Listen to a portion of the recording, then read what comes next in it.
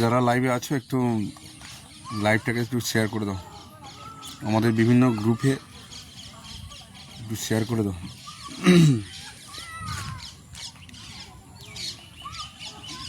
যাই হোক, বেশিক্ষণ সময় নেব না, শুরু করছি। মানে আপনারা সবাই জানেন যে ইতিমধ্যে 2022-এর 22 স্টেট উত্তীর্ণদের পক্ষ থেকে আগামী 11ই আগস্ট রাজপথে আন্দোলনের তারিখ হিসাবে ঘোষণা করা হয়েছে।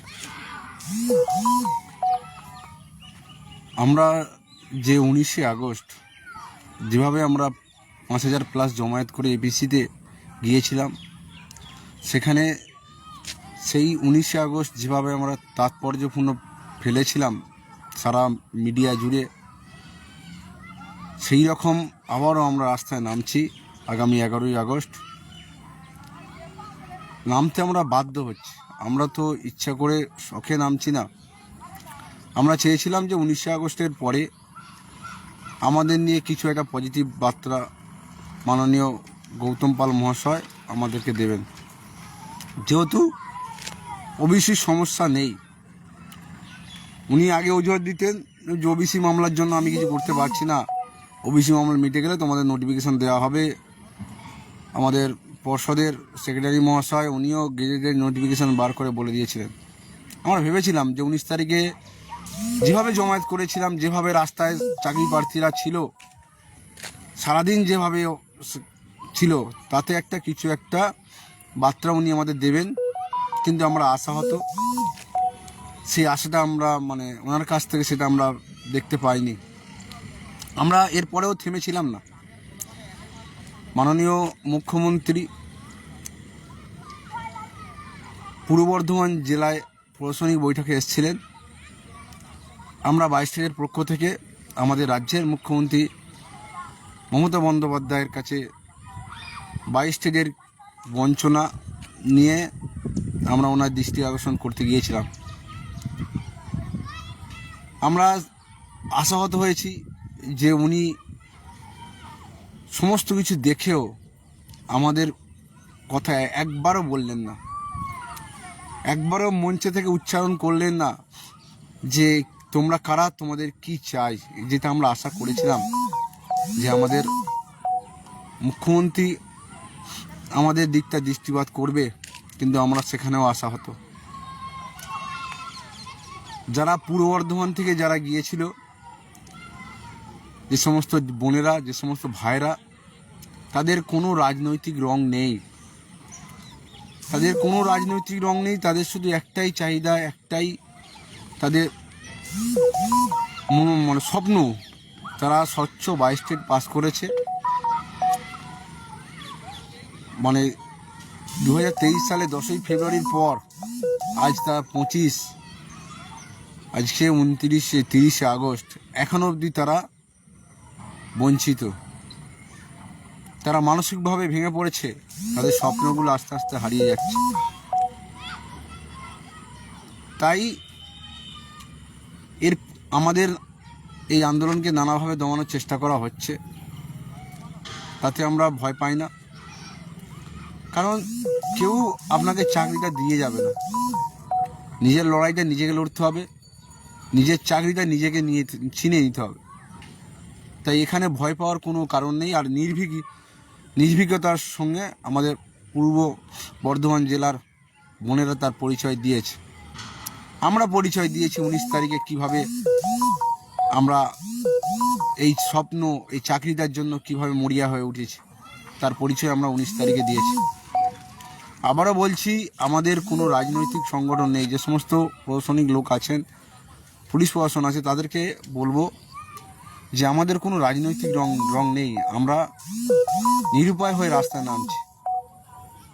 আগের দিনকে 19শে আগস্ট যে আন্দোলনে যেভাবে আমাদের সঙ্গে ব্যবহার করা হয়েছিল, তাই ইতিহাস হয়ে থাকবে। পুলিশের যে নির্মম অত্যাচার, তা ইতিহাস হয়ে থাকবে। যে চাকরি প্রার্থীদের উপরে এইভাবে নির্মম অত্যাচার করা যায়। আমাদের দক্ষিণ দিনাজপুরের ভাই, নামটা ভুলে গেলাম, কি নাম ভাই, একজন বিশেষভাবে সক্ষম, তাকে মারা হয়েছে। আমাকে পেটে ঘুষি মারা হলো, গালে চড় মারা হলো। এগুলো এবং জাতীয় পতাকা একটা মিডিয়ার মাধ্যমে দেখেছিলাম, একজন জাতীয় পতাকা নিয়ে যাচ্ছিল, তা আন্দোলন করতে এসেছিল, নিজের হকের দাবি চাইতে এসেছিল, তাকেও মার খেতে হলো, জাতীয় পতাকার অপমান করা হলো।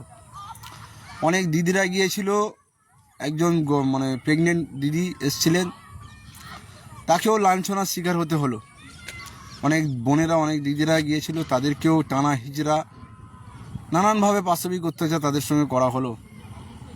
এবং আমাদেরকে দমানোর জন্য নানানভাবে ভয় দেখানোর চেষ্টা করা হচ্ছে।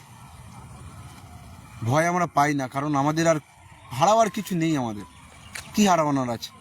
চাকরি না পেলে জীবনটা তো এমনিতেই শেষ, এমনিতেই জীবনটা শেষ হয়ে গেছে। শুধু কঙ্কালসার শরীরটা আছে, মানসিক দিক থেকে ভেঙে পড়েছি। আমাদের হারানোর কি আছে? আমাদের হারানোর কিছু নেই। আমাদের পাওয়ার আছে, আমাদের স্বপ্ন আছে, আমাদের যোগ্যতা আছে।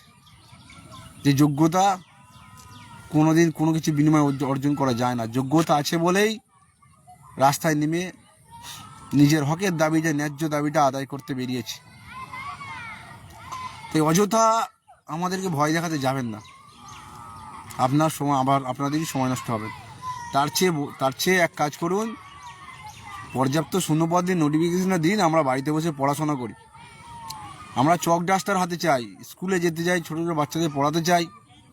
এটা স্বপ্ন দেখে এসেছি, তার জন্য ডিএলএড করলাম, 2 বছর কষ্ট করে প্রাইমারি টেটের জন্য রাত দিন এক করে পড়াশোনা করলাম।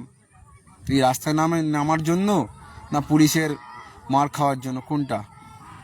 আমরা কেউ রাস্তায় নামতে চাই না, বাধ্য হয়ে নামছি। কেউ বাড়িতে ছোটো ছোটো বাচ্চা শিশু ফেলে আসছে, কেউ অফিসে জবাবদিহি করে আসছে, কারোর বাবা অসুস্থ, কারোর মা অসুস্থ, কারোর বাড়িতে সে একাই দেখভাল করে, রান্না বান্না করে, তার সত্ত্বেও সব কিছু ফেলে নিজের স্বপ্নের জন্য আসছে। তাই বলবো, 19 তারিখে যেভাবে আমরা জমায়েত করেছিলাম সেটা ছিল টেলার।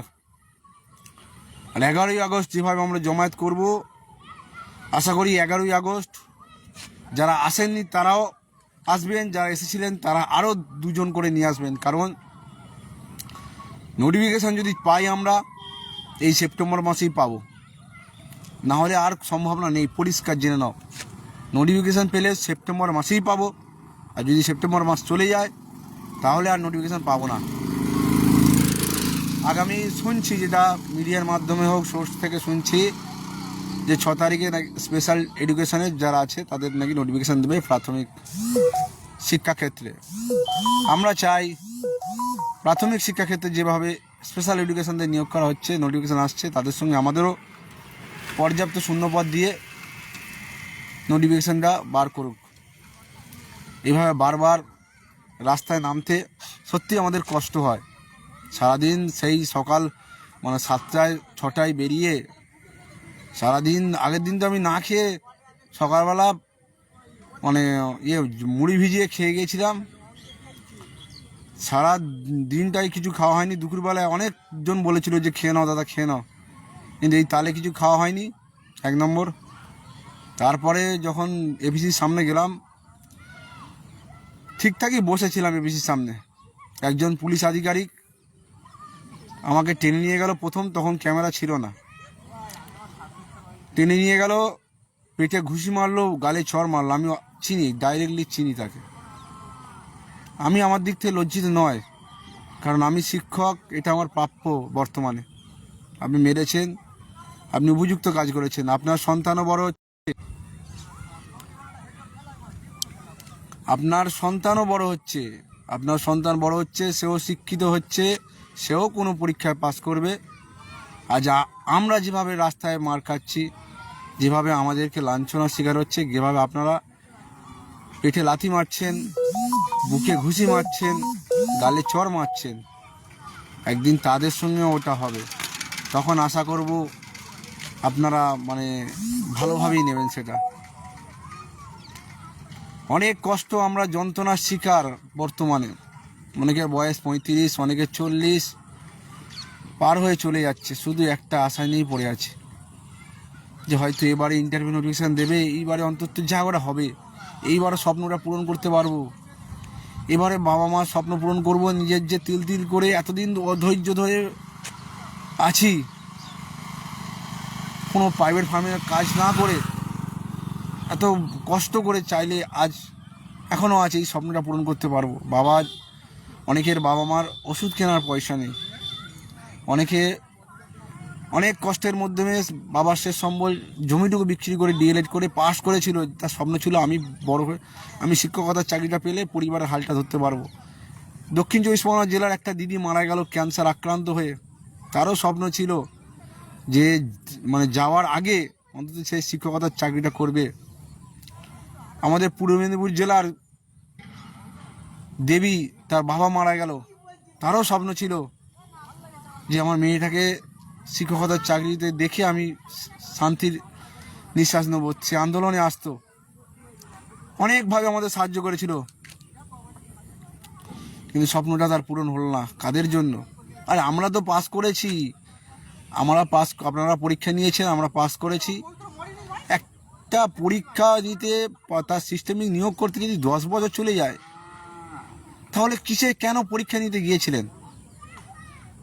আমাদের কাছে ওয়েমার আছে বলে আজ আমরা পশ্চিমবঙ্গের প্রাথমিক টেট ইতিহাসে কারোর কাছে ওয়েমার নেই। তারা মানে রেজাল্ট প্রকাশের পরে আমরা দেখেছি তারা খুব মানে 1-1.5 বছরের মধ্যে তারা নোটিফিকেশান পেয়েছে, সঙ্গে পর্যাপ্ত ভ্যাকান্সি।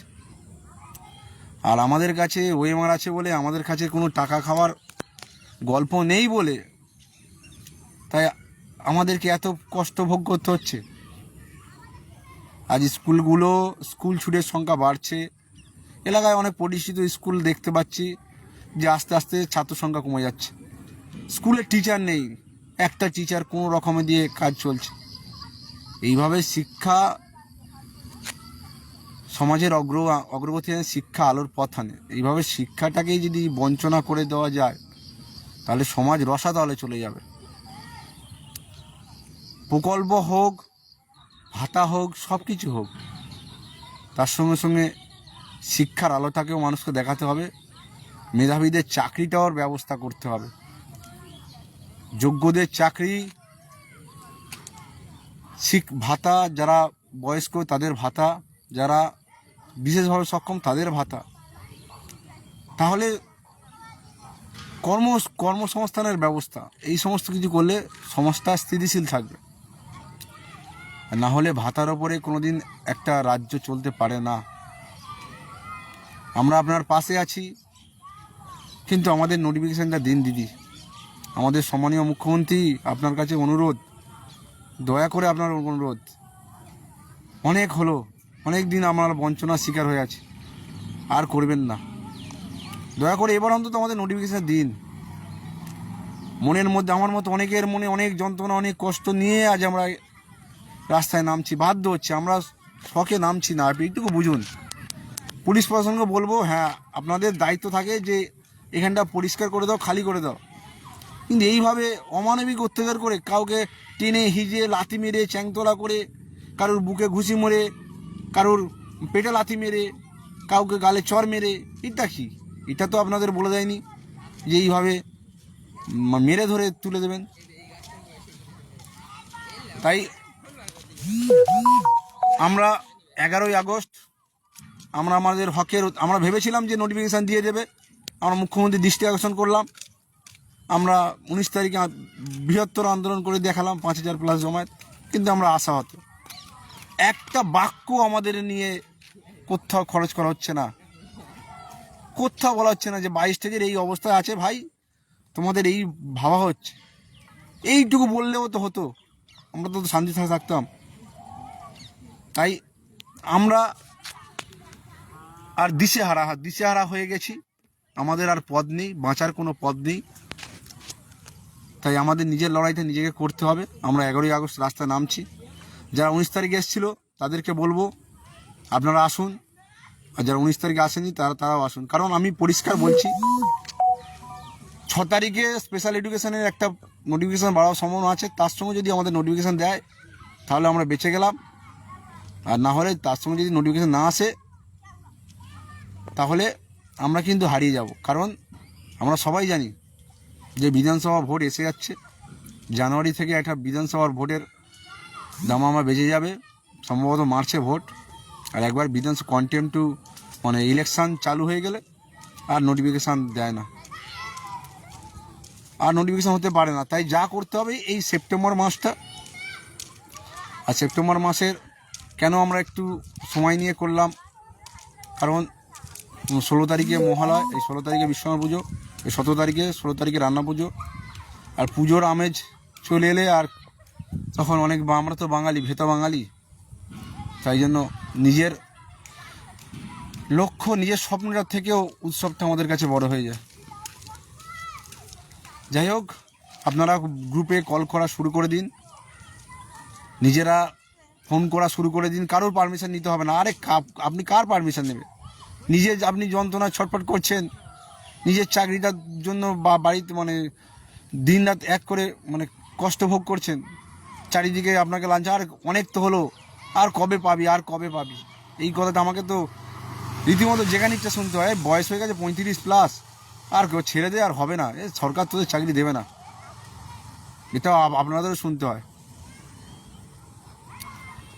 বিশেষ করে যাদের পরিবার আছে, যারা বিয়ে শাদী করেছে, তাদের মানে জীবন তো পুরো শেষ, জীবন নেই, উঠতে বসতে মানে লাঞ্ছনা আর লাঞ্ছনা, আর কিছু নেই। সমাজে লাঞ্ছনা, বাড়িতে লাঞ্ছনা, সব জায়গায় লাঞ্ছনা। এই 22 স্টেটে পাস করে যে জীবনে কত বড় ভুল করেছি এখন আমি মনে করি, সিরিয়াস বলছি, এখন আমি মনে করি যে 22 স্টেটে যদি না পাস করতাম মনে হয় ভালো হতো। একটা 15,000 টাকার কাজ আমি ছেড়ে দিয়েছিলাম, সেটা তো করতে পারতাম। যাই হোক, ওসব ব্যক্তিগত কথা বলছি না এখানে।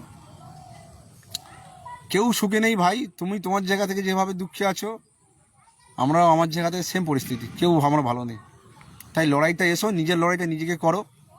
11ই আগস্ট এসো, সবাই গ্রুপে ফোন কল করা শুরু করে দিন। সবাই মানে গ্রুপে নামের লিস্ট হচ্ছে, সেই লিস্টে নাম লেখান। আর যার পরিচিত মানে ইউটিউবার আছে, যে সমস্ত স্যাররা আছে, তাদেরকে বলুন যে আমাদের হয়ে একটু প্রচার করে দিতে। 11 তারিখ ব্যক্তিগতভাবে আপনারা চেষ্টা করুন, এর জন্য কারোর পারমিশনের দরকার নেই। আর কোনো দল নয়, কোনো গ্রুপ নয়, আমাদের সবাই আমরা এক, আমরা 22 স্টেট পাস। আমাদের এখানে কোনো এই আন্দোলন কোনো সংগঠন করছে না, আমরা 22 স্টেট পাসে করছি। এখানে আরও যে সমস্ত সংগঠন আছে তাদের সঙ্গে আলাপ আলোচনা হয়েছে, তাদের সঙ্গে কথা হয়, তারা ভাইয়ের সম্পর্ক, আমাদের সবার সঙ্গে আমার ভাইয়ের সম্পর্ক। তাই যারা ভাবেন যে ওরা করছে এরা করছে না, ওসব ন্যাকামো কথা। আমরা সবাই ভাই, সবাই আমরা একতা আছি। কেউ আমাদের মধ্যে কোনো সেরকম কোনো মানে মনোমালিন্য নেই। কিসের মনোমালিন্য ভাই? আগে চাকরি, আগে স্বপ্ন। আমরা কেউ এখানে নেতা হতে আসিনি, 1 নম্বর। কেউ নেতা হতে আসেনি। চাকরিটা পাবো সবাই, একদিন মানে স্কুলে জয়েন করব, এইটাই আমাদের লক্ষ্য। এখানে কারণ নেতা হওয়ার লক্ষ্য নেই। আর যারা নেতাগিরি করতে আসবেন একটু দূরে থাকবেন, কারণ বেকার যারা আছে, যারা স্বপ্ন দেখছে, তাদের আবেগের উপরে কিছু হয় না। তাই সবাইকে বলছি, নিজের মতো করে চেষ্টা করুন, আসুন। হয়তো একটু মানে প্রচারটা কম হচ্ছে দেখলাম আমি, কেন বুঝতে পারছি না। আমার SLST পরীক্ষা আছে 7 তারিখে, তার সত্ত্বেও আমি সমস্ত মিটিং অ্যাটেন্ড করি, সব কিছু থাকি। আজ অবধি আমার কোনো আন্দোলন নেই যে আমি যাইনি, কারণ মাথার উপরে একটাই স্বপ্ন আছে যে চাকরিটা পেতে হবে ভাই। পরিবার আছে, ছেলে আছে, তার মুখের দিকে তাকালে মানে নিজেকে মনে হয় যেন কি হয়ে গেল, সব তো শেষ, চারিদিকে অন্ধকার, কিছু নেই, আর কবে কবে হবে, আর কবে। তাই বলছি নিজের চাকরির জন্য আসুন, যেভাবে এসেছিলেন 19 তারিখে। 11 তারিখে যদি আমরা 19 তারিখ থেকে বেশি জমায়েত করতে পারি, কিছু একটা হওয়ার সম্ভাবনা আছে, কারণ আমরা মুখ্যমন্ত্রীর দৃষ্টি আকর্ষণ করেছি। আর এইবারে হবে। আর একটা কথা বলছি, কেউ পালিয়ে আসবেন না, কেউ পালিয়ে যাবে না। যদি আন্দোলনে আসতে হয় সাহসিকতা নিয়ে আসবেন, চোখে চোখ রেখে আসবেন। আগের দিনকে যদি আমরা না পালিয়ে গিয়ে যদি আমরা বসতাম, তাহলে কিন্তু আমাদের কিছু একটা হতো। নতুন ছেলেরা এসেছিলেন, তারা জানেন না। পালিয়ে যাবেন না।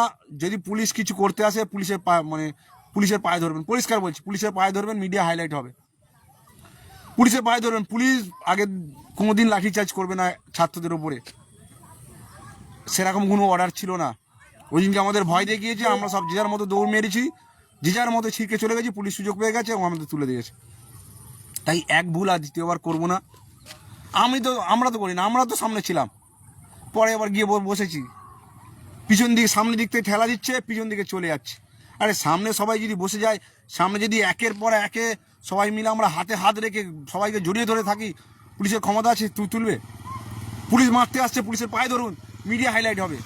পুলিশ যখন তুলছে টেনে টেনে, আরও সব 4-5 জনকে নিয়ে যাকে তুলছে তাকে টেনে ধরুন, পুলিশের পায়ে ধরুন, পুলিশ দেখবেন ছিটকে চলে যাবে। যখন পুলিশের সবাই মিলে যখন পুলিশের যেই তুলতে আসছে, যখন পুলিশের গিয়ে পায়ে ধরবেন, তখন দেখবেন মিডিয়া, ওদেরও চাকরির ভয় আছে, ওদেরও পরিবার দেখছে সব, সেটাও জবাব দিতে, তাই ওরা তখন ছেড়ে দেবে। তাই নিনজা টেকনিক ইউজ করুন। যখন পুলিশ ধরতে আসবে, পুলিশের সরাসরি পায়ে ধরুন, একদম। কিসের লজ্জা ভাই, কিসের লজ্জা? বেকার হয়ে বসে আছো, এত বিএড ডিএলএড বিএসসি মানে বিএ এমএ করে রাস্তায় পড়ে আছো, এর থেকে বেশি লজ্জা কিসের আছে? যখন পুলিশ তুলতে আসবে, পুলিশের পায়ে ধরতে হবে, পরিষ্কার। এবার থেকে এটা করবে, পুলিশ তুলতে এলেই পুলিশের পায়ে ধরবে।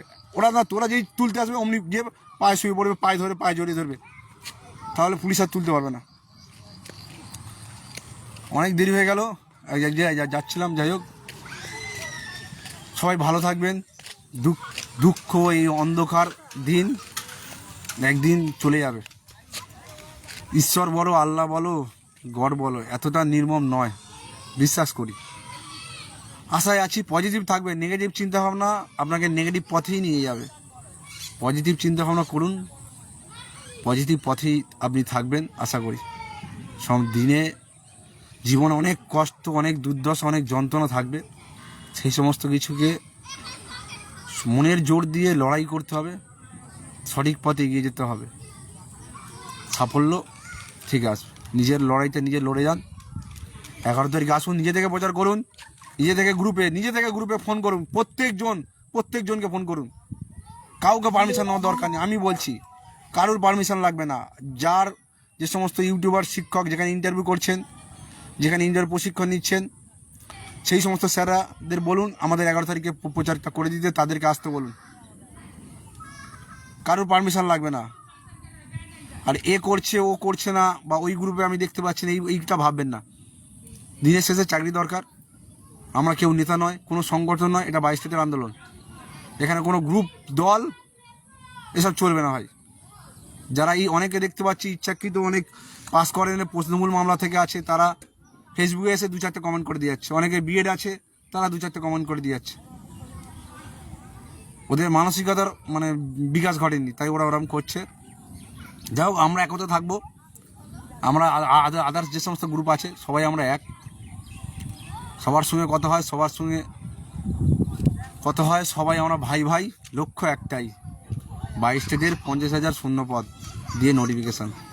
সকালে ভালো থাকবেন। আজ থেকেই লেগে পড়ুন। জমায়েত যদি আমরা 19 তারিখের থেকে বেশি করতে পারি, কিছু হবে, কারণ আমরা মুখ্যমন্ত্রীর দৃষ্টি আকর্ষণ করেছি, পরিষ্কার কথা। আর যে সমস্ত বোনেরা, বিশেষ করে আয়েশা, অনুকূল, আরও যারা আছে, আমি নামটা জানি না এই মুহূর্তে, দুঃখিত আমি। আপনাদেরকে ধন্যবাদ দিয়ে ছোট করব না। আপনারা হচ্ছে অগ্নিকন্যা, আমাদের 22 স্টেটের অগ্নিকন্যা। আপনারা নির্ভীকতার সঙ্গে পরিচয় দিয়েছেন, নির্ভীকতার সঙ্গে আপনারা চোখে চোখ রেখে দাবিটা তুলে ধরেছেন। আপনাদের আমি কুর্নিশ জানাই, স্যালুট জানাই। এরম ক্ষমতা আমারও নেই, সিরিয়াস। মানুষের যখন পেটে লাথি পড়ে, পেটে যখন টান পড়ে, যখন মানুষের পরিবারের ওপর কোনো কিছু আঁচ আসে তখন আর কোনো থাকে না। আমরাও বুকে যন্ত্রণা, আগুন জমে আছে, সবার এরকম 22 যন্ত্রণা আগুন জমে আছে। যখন এই লাভা যখন বিস্ফোরণ করবে তখন ক্ষমতা কারণ নেই, কোনো শক্তির ক্ষমতা নেই যে এই লাভাকে বন্ধ করে দেওয়ার, এই লাভাকে চাপা দেওয়ার। তাই 22 মনে কিন্তু লাভা জ্বলছে, এখনও বলছি 22 মনে লাভা জ্বলছে, আগুন জ্বলছে। এই আগুন যত দ্রুত সম্ভব মেটানোর চেষ্টা করুন। যদি এই লাভা বিস্ফোরণ করে, কোনো সিংহাসন, কোনো ক্ষমতা, কারোর ক্ষমতা নেই, সব কিছু ধূলিসাৎ হয়ে যাবে, সব ধূলিসাৎ, সমস্ত কিছু ধূলিসাৎ হয়ে যাবে। আমরা চাই স্কুলে যেতে, আমরা চাই চক ডাস্টার হাতে নিয়ে পড়াশোনা করাতে, ছোট ছোট বাচ্চাদের শিক্ষা দিতে। আমাদেরকে বাধ্য করবেন না রাস্তায় নেমে আইন হাতে তুলে নিতে, বাধ্য করবেন না, অনুরোধ আপনাদের। আপনি নিজেই বলেছিলেন যে 1 লক্ষ শূন্যপদ আছে, তার থেকে 50,000 দিন। আমাদের প্রকল্প করুন, সব কিছু করুন। রাজ্যের মুখ্যমন্ত্রী আপনি, কোনো আমি অ্যাজ এ আপনাকে বলছি, কোনো দলনেত্রী হিসাবে নয়, আমার মুখ্যমন্ত্রী হিসাবে বলছি। আমার মুখ্যমন্ত্রী, আমি আপনার রাজ্যের একজন অসহায় বা স্টেট পরীক্ষার্থী, বিশেষভাবে সক্ষম একজন ব্যক্তি বলছি। তাই দয়া করে আর আমাদের সঙ্গে করবেন না, এরকম করবেন না, অনুরোধ। আমাদেরও পরিবার আছে, আমাদেরও স্বপ্ন আছে, আমাদেরও সব কিছু আছে, আমাদেরও যন্ত্রণা হয়, আমাদেরও কষ্ট হয়, আমাদেরও অনেক দায়িত্ব আছে। সেই দায়িত্বগুলো বয়সের সঙ্গে সঙ্গে হয়তো অনেক কিছু হারিয়ে যাচ্ছে। অনেকের বাবা হারিয়ে যাচ্ছে, অনেকের মা হারিয়ে যাচ্ছে, অনেকের অনেক কিছু হারিয়ে যাচ্ছে, সেটা আর কোনোদিন ফিরে পাবো না, কারোর ক্ষমতা নেই সেই সমস্ত ফিরে। তাই যারা বাড়িতে বসে আছো ভাই, 19 তারিখে যারা যাওনি তাদেরকে কিছু বলার নেই, তোমাদেরকে নমস্কার জানাই, তোমাদেরকে নমস্কার, তোমাদের পায়ে পায়ে প্রণাম করি, পরিষ্কার বলছি, তোমাদের নমস্কার। হ্যাঁ, অনেকের সমস্যা আছে, তারা যায়নি, তাদের ঠিক আছে, যেটা ন্যায্য সমস্যা। আর যারা নিজের অধিকারে যাওনি, বাড়িতে বসেছিল, তাদেরকে আমি এই লাইভের মাধ্যমে তাদেরকে করজোরে নমস্কার করি, তাদের পায়ে প্রণাম করি, একদম পুরো পায়ে প্রণাম করি। আমরা অনেকে বিশেষভাবে সক্ষম, আদিত্য, আমি, আরও অনেক যারা আছে, তারা রাস্তায় গিয়ে অনেক বাধা বিপত্তি থাকা সত্ত্বেও রাস্তায় গিয়ে লাথি খাচ্ছি, পুলিশের খাচ্ছি, অনেক কিছু করছি। আর তোমরা বাড়িতে বসে আছো, ভাবছো ইন্টারভিউটা কবে আসবে। ভালো ভালো, খুব ভালো। তাই জন্য তোমাদেরকে প্রণাম, পুরো নত মস্তিষ্কে তোমাদেরকে আমি প্রণাম করি। আর যারা রাস্তায় এসেছিলেন তাদেরকে মনের অন্তঃস্থল থেকে ভালোবাসা, শ্রদ্ধা, এছাড়া কিছু জানাবার ভাষা নেই। চলো, লড়াই হবে, আছি যতদিন বেঁচে আছি, লাস্ট শেষ দেখে যাব। আর যদি না পারি তো কিছু করার নেই, যা মন চাইবে তাই করব। পরিবারের একটা ছেলে আছে, তার মুখের দিকে তাকিয়ে আর তো কিছু করতে পারবো না। সবাই ভালো থাকবেন, প্রচারটা শুরু করে দিন, নিজে থেকে করে দিন।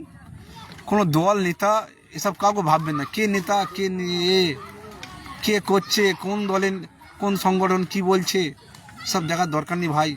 অনেক হয়েছে, অনেক, আর নয়, অনেক হয়েছে, আর নয়। এবারে নোটিফিকেশান দরকার, আর চাকরিটা দরকার, 50,000 ভ্যাকান্সি দরকার, সবার মুখে হাসিটা দরকার। রাখছি সবাই, আজ থেকে প্রচার করে দিন। আর ইউটিউব চ্যানেলগুলোকে, যে সমস্ত স্যাররা আছে তাদেরকে প্রচার করতে বলুন, আসতে বলুন। 11ই ডিসেম্বর দেখা হবে সবার সঙ্গে, আবার কাঁধে কাঁধ মিলিয়ে লড়াই করব।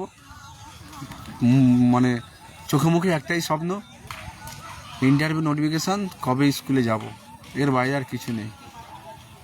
ধন্যবাদ সকলকে।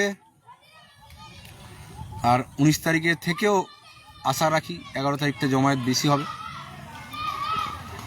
তারপরে সব কিছু আপনাদের ওপর। এক হাতে লড়াই করে কিছু করতে পারবো না, তাহলে তো নোটিফিকেশন চলে আসতো। টাটা, দেখা হবে 11 তারিখ। আজ থেকে গ্রুপে নাম লেখান, আপনি সবাইকে ফোন করুন। প্রচারটা ভালো করে করতে হবে, তবেই জনসংখ্যা হবে। আগেবারে যারা ফোন করেছিলেন তাদেরকে অনেক অসংখ্য ধন্যবাদ। যে সমস্ত ইউটিউব চ্যানেলের স্যাররা, শিক্ষক মহাশয়রা প্রচার করেছিলেন তাদেরকেও অসংখ্য ধন্যবাদ। আবারও একবার করে দিন স্যার, আপনাদের কাছে অনুরোধ, আপনাদের এই অবদান আমরা কোনোদিন ভুলব না। কারণ খারাপ সময় যে পাশে থাকে সেই হচ্ছে অরিজিনাল, মানে নিজের লোক, কাছের লোক। এখন আমাদের খারাপ সময়, এখন যারা পাশে আছে তারাই আমাদের আসল মানে শুভাকাঙ্ক্ষী। আজ থেকে প্রচার করে দিন, 11ই সেপ্টেম্বর দেখা হচ্ছে। কেউ ভেঙে পড়বেন না, দয়া করে কেউ ভেঙে পড়বেন না। আর যারা এর পরেও বাড়িতে বসে থাকবেন তাদেরকে বললাম, তাদের পায়ে প্রণাম করি আমি, তাদেরকে মানে প্রণাম পা ধুয়ে দেবো, দরকার হলে পায়ে প্রণাম করবো, পা ধুয়েও দেবো। আর যারা রাস্তায় নেমেছিলেন তাদেরকে মনের অন্তঃস্থল থেকে ভালোবাসা, শ্রদ্ধা। দেখা হবে আবার 11 তারিখ। আর জেলা মিটিংগুলো অ্যাটেন্ড করুন সবাই। অনেক অ্যাডমিন আছে মানে নিরলভাবে সবার অজান্তে খেটে চলেছে দিন রাত এক করে। আগেরবারে আন্দোলনটা অনেক সবার প্রচেষ্টা হয়েছিল, কিন্তু তাদের পিছনে কয়েকজনকার অবদান অনেক ছিল, হয়তো নাম আমি এখানে বলছি না। অনেকের মানে কঠিন অবদান ছিল, কঠিন অবদান, তারপরেও ওইভাবে হয়েছে। 11 তারিখটাও অনেকের কঠিন অবদান থাকবে। আসুন সবাই, দয়া করে বাড়িতে বসে থাকবেন না, আর বসে থাকার সময় নেই ভাই, আসুন।